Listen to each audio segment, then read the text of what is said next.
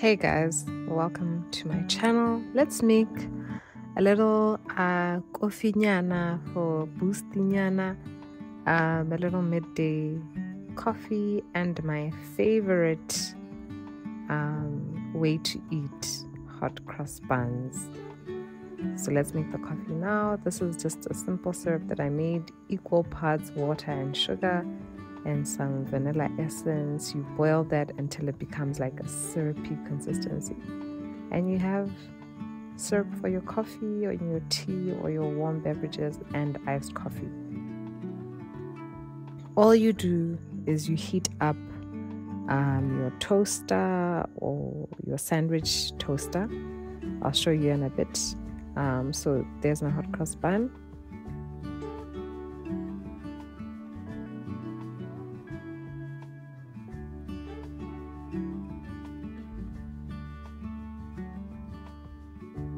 Just cut it open and then you stick an Easter egg inside.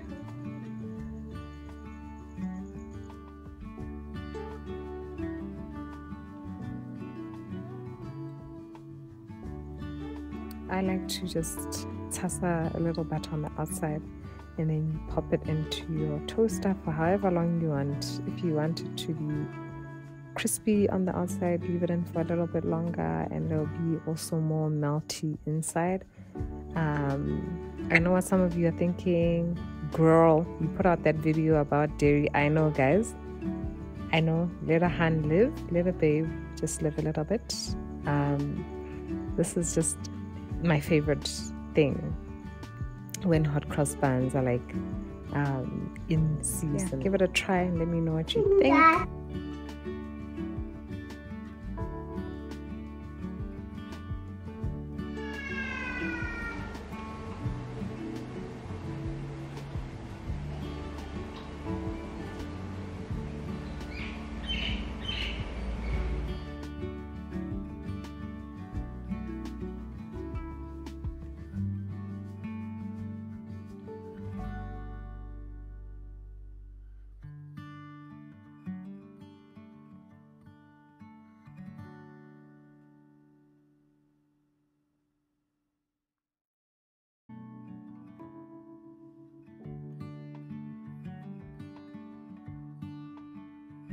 Hey guys, welcome to my channel. My name is Rita and Lobu. I create faith and lifestyle content.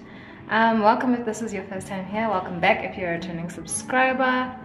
So winter's coming, guys. We need to take stock of winter clothing items.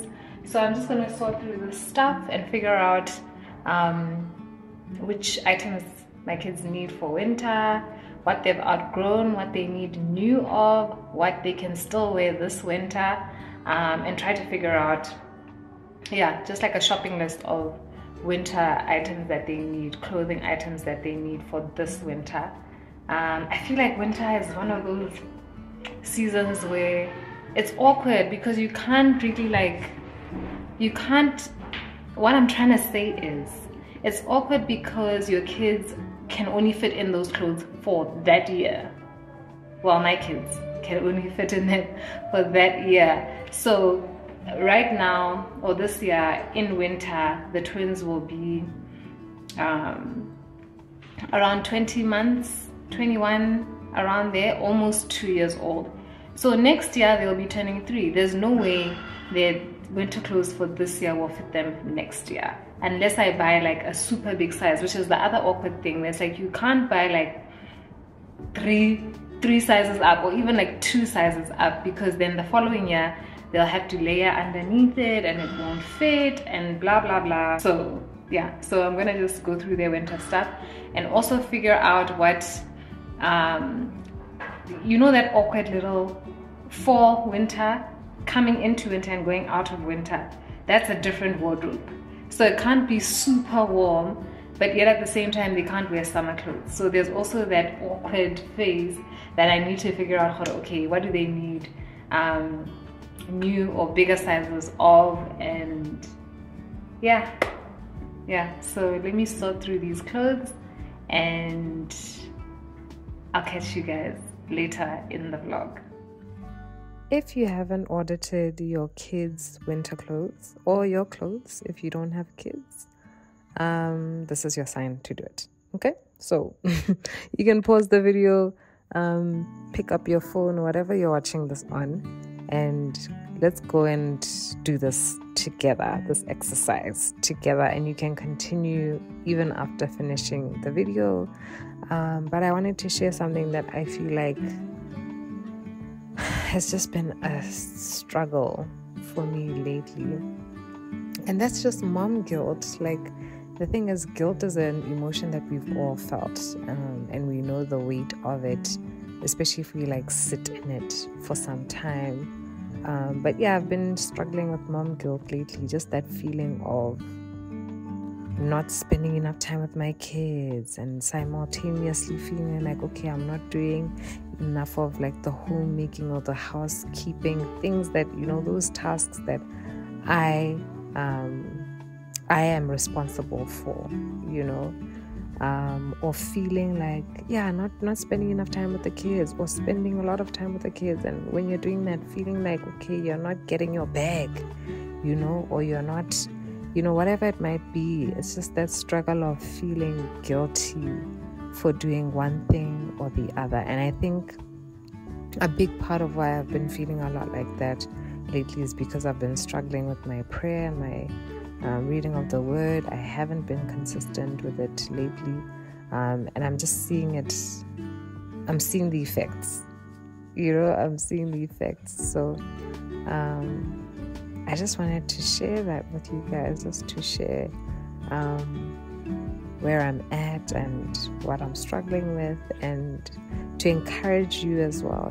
I'm encouraging you guys that if you also find yourself in the same place of not being in the word and not being in prayer as you once were, or when you were consistent with it, I just want to encourage you to fight for your time with the Lord. Fight for that time, because it's so precious, it's so important. And like I'm seeing for myself, I'm seeing the effects of not doing it. So go for it.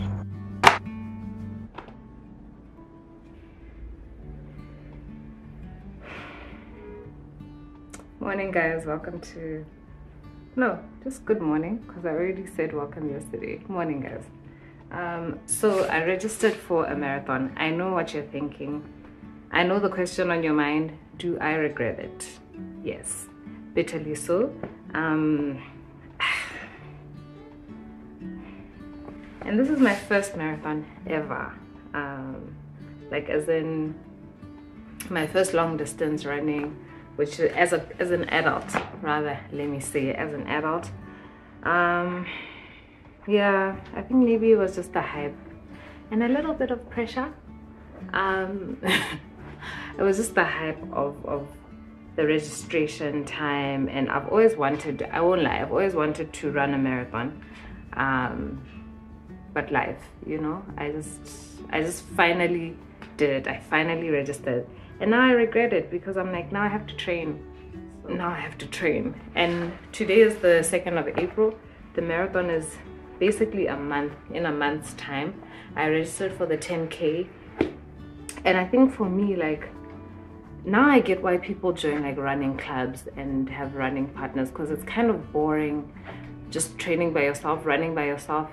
I can imagine it's gonna be a little boring running the marathon without like a running partner or a companion, or yeah. So there's also that lack of motivation. You get what I mean? Like, okay, I don't have that person who'd be like, let's go, like, let's push. And I don't know how the running community is. Maybe they're nice people, like they're encouraging if they can see, okay, yeah, lagging behind or whatever, to just encourage you. I have no idea. So I think that's definitely a factor in terms of like staying motivated or even getting motivated. Let's be honest, this is the first time I've run maybe this year. So there's that element of just the lack of motivation I think because I'm not like part of a running club, or I don't have like a running partner, that kind of thing. So getting to train is harder.